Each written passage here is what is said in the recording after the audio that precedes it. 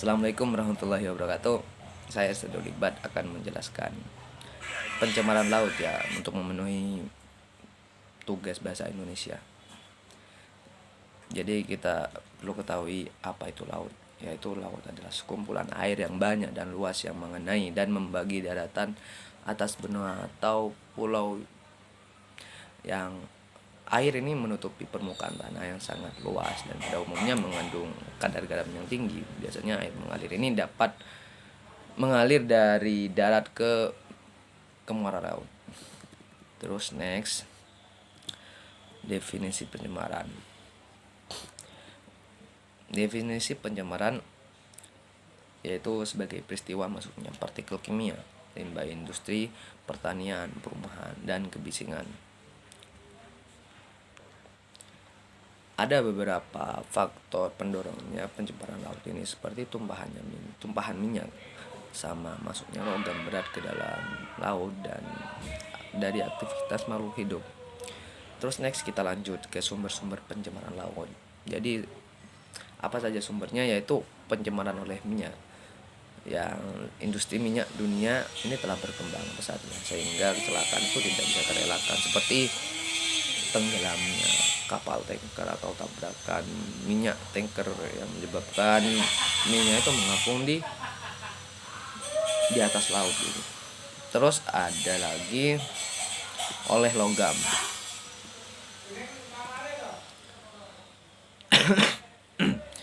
Logam berat memiliki densitas yang lebih dari 5 cm dan logam bersifat tahan urai. Sifat tahan urai inilah yang menyebabkan logam berat semakin berakumulasi di dalam perairan.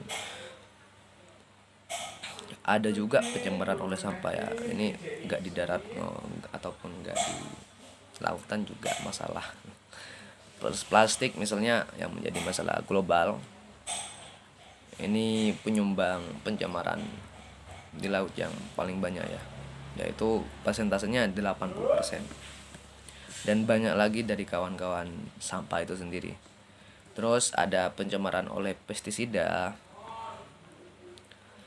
Pestisida ini mempunyai spesifikasi tinggi, yaitu membunuh organisme yang tidak dikehendaki tanpa merusak hewan lainnya. Tetapi pada kenyataannya pestisida ini membunuh biota air yang ada di laut. Hewan biasanya menyimpan di dalam tubuh mereka beberapa organisme air, termasuk ikan dan udang, ternyata menumpuk bahan kimia di dalam jaringan tubuhnya dan akan mati sendiri gitu. Jadi masuknya pestisida ke dalam tubuh mereka, yaitu dampak dari pencemaran laut itu sendiri seperti logam berat, bahaya yang dapat ditimbulkan oleh logam berat itu sendiri. Ada Ba ya, barium, mudah terbakar, dan temperatur ruang jangka panjang yang menyebabkan naiknya tekanan darah dan terganggunya sistem saraf. Ada juga kadium dalam bentuk serbuk, mudah terbakar, beracun jika terhirup dari udara atau uap, dapat menyebabkan kanker. Dan ada banyak ini lagi bisa dilihat di PPT atau di makalah. Dan kedua adalah tumpahan minyak ya yang sering terjadi. Ini kehidupan burung laut yang suka berenang di atas permukaan air.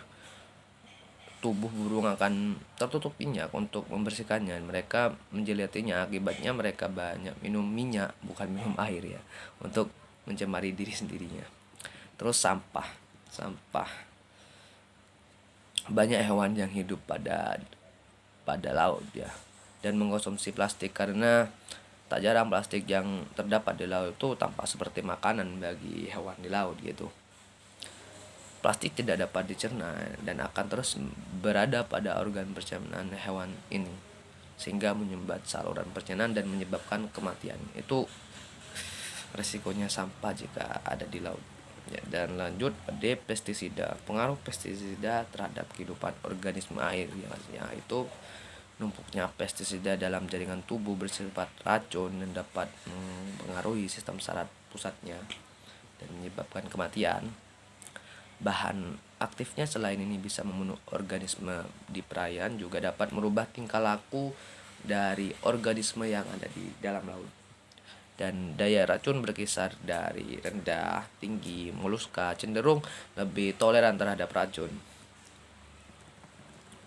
Mungkin itu saja yang dapat saya sampaikan mengenai pencemaran laut dan sumber-sumber dari pencemaran laut dan bahaya dari sumber-sumber yang mencemari laut tersebut.